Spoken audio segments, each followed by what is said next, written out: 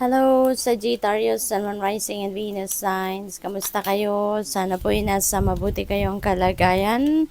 Welcome back po sa Star Tarot. Kung bago kayo dito, welcome din kayo. Thank you sa inyong support. I truly appreciate it. God bless you all, Sag. We have a surprise. A disappointment will be followed by a pleasant surprise. An invitation could bring love to those searching. Ayan, so for those searching for love, especially for those singles, so maaaring ito na yung pagkakataon ninyo na talagang masusurpresa din kayo at siguro meron mga taong dadating no, sa buhay ninyo sa ngayon na maaaring sila or siya yung manliligaw sa inyo, mag-o-offer ng pag-ibig, pagmamahal sa'yo, yung mga ganon, ano. Maaari din, no, na masusurpresa kayo because siguro in the past, meron kayong mga disappointments, meron kayong mga frustrations na na-experience, pero look at that, mababaliktad na ang gulong ng palad, kumbaga, at ngayon, you will be, you will be sent surprise, no, na talaga namang matutuwa at magugustuhan ninyo ang mga surpresang mangyayari. You have reflection, friendships in your life may come to an end, others could blossom and become stronger. Ayan, so merong mga magtatapos dito na friendly relationships ninyo, Sagittarius. Maybe sadyang talaga, people come and go, hindi ba? Kaya maaring sa ngayon, merong mga kaibigan kayo na basta na lang siguro magdi-disappear, no? Or maaring ito yung mga kaibigan ninyo na baka tinuring ninyong kaibigan, pero maaring madiskubre ninyo sa ngayon na aba, hindi pala siya tunay na kaibigan, no? Baka meron lang itong hidden agenda, kaya nagpapalapad ng papel sa inyo, nagpe-pretend to be your kaibigan, pero maybe ngayon there is a situation na lalabas ang tunay niyang kulay, lalabas ang tunay niyang agenda, no? Kung bakit siya lumalapit sa iyo. So maaring ganon. But others, you'll be lucky, you'll be blessed kasi meron din kayong mga friendships dito na magbo-blossom, no, and will become stronger. Dito din ninyo mapapansin or makikita na yung mga kaibigan pala ninyo hindi masyadong pinagkakaabalahan ninyo, yung pala, no, yung dapat ninyong i-cherish.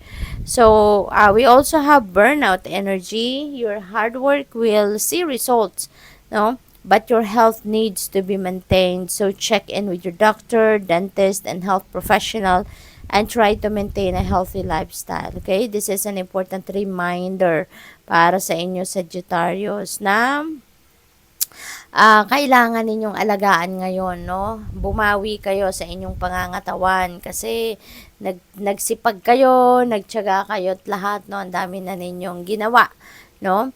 Na pagtsatsaga, hard work. But now, no, sa sipag ninyo na ginawa in the past, maaaring na compromise ang inyong kalusugan. Kaya ngayon na nagtagumpay na kayo, nakuha nyo na, na-reach nyo na yung goal ninyo. So, now is also the time na bumawi naman kayo sa inyong kalusugan at ito naman ang pagtuunan ninyo ng pansin sa ngayon, yung inyong health. Okay? Opportunities, a stranger is about to change your life. Maaring meron kayong makikilala sa ngayon, na bago. And this person is going to change your life.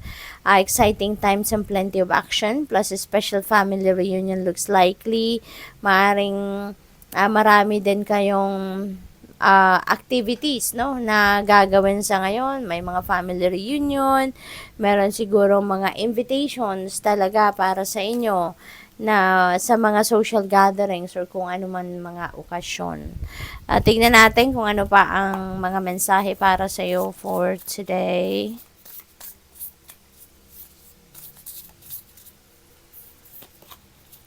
We have Five of Pentacles. Ayan, nothing is ever as hopeless as it seems.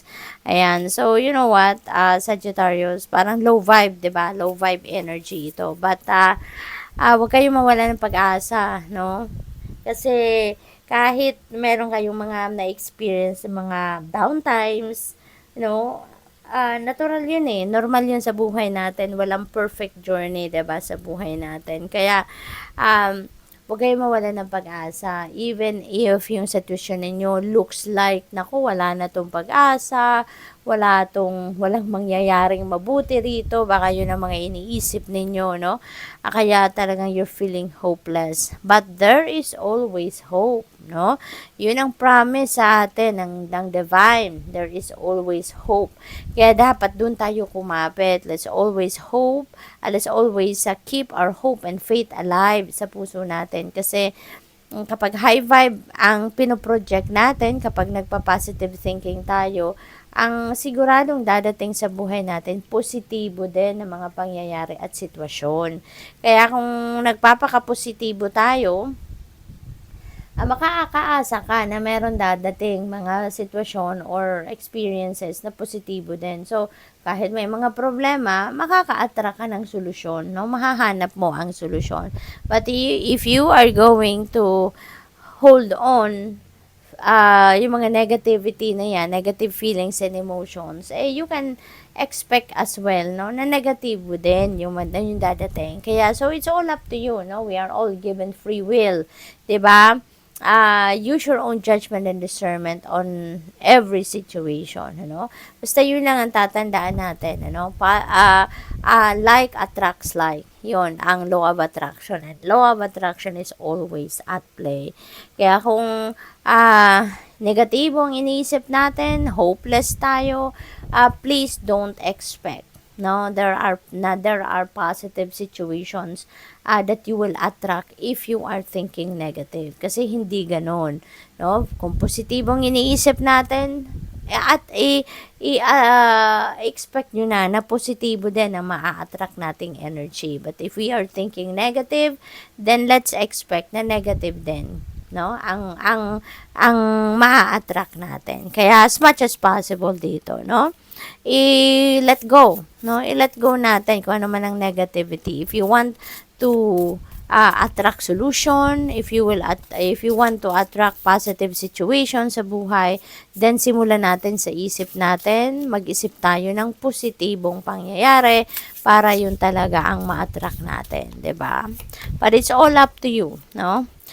We have Ace of Swords. Ace is a new beginning. So meron ditong energy of new beginning. Okay? Merong mga bagong ideas, merong mga bagong perspective, may mga bagong insights kayo dito na mapupulot, no? Or meron dadating sa inyong mga ganon na maaaring ito yung magiging susi para magkaroon kayo ng kalinawan sa inyong isipan, magkaroon kayo ng breakthrough, magkaroon kayo ng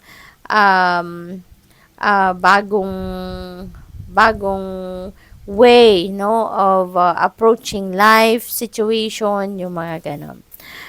What else? We have 9 of Wands. Ayan. So, it would take a lot more to defeat you. Ayan. So, napakaganda, 'di ba? Kasi, ano to may liwanag. See? May liwanag and that represents hope.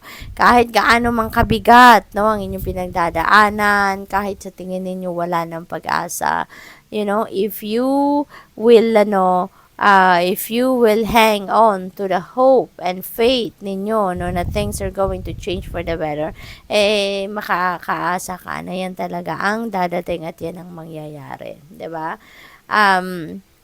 Never give up, no? Never give up. Yun din ang mensahe ni Nine of Wands. Kasi, always remember, no? Always remember na for every difficult situation, there's always a silver lining to it. No? Lagi at laging merong silver lining, laging merong positibong aspeto ang bawat pangyayari. No? Even if it's in the darkness, no? In the darkest situation. Kahit sobrang madilim ang pinagdadaanan ninyo, you will always, magkakaroon ka dyan ng pagkakataon na masilip mo ang kahit konting liwanag. Dahil ganun talaga ang buhay. 'Di ba? Kaya, doon tayo, yun ang hanapin natin. Yung butas na yan, na kung saan pumapasok ang liwanag at gamitin natin yan para tayo ay magkaroon ng makapag-isip tayo ng solusyon Kaya ano lang, continue to persevere, no? Mahahanap at mahahanap din ninyo yung solusyon. You will always find the way out, no? Sa inyong mga challenging situation. We have Three of Swords. It's okay to cry. Okay? Sagittarius, it's okay to cry. Emosyon ninyo yan, feelings ninyo yan. So, honor your feelings, di ba? Kaya it's okay to cry. Nakakatulong din yan para mailabas natin ang tensyon, mailabas natin ang sama ng loob, mailabas natin ang lungkot, kung ano man ang nararamdaman natin, 'di ba? Yung outlet natin 'yon. Kaya it's okay. It's okay to cry, no? Siguro meron kayong mga heartache or heartbreak, disappointments, frustration na nararanasan sa ngayon, kaya ganun ang nararamdaman ninyo.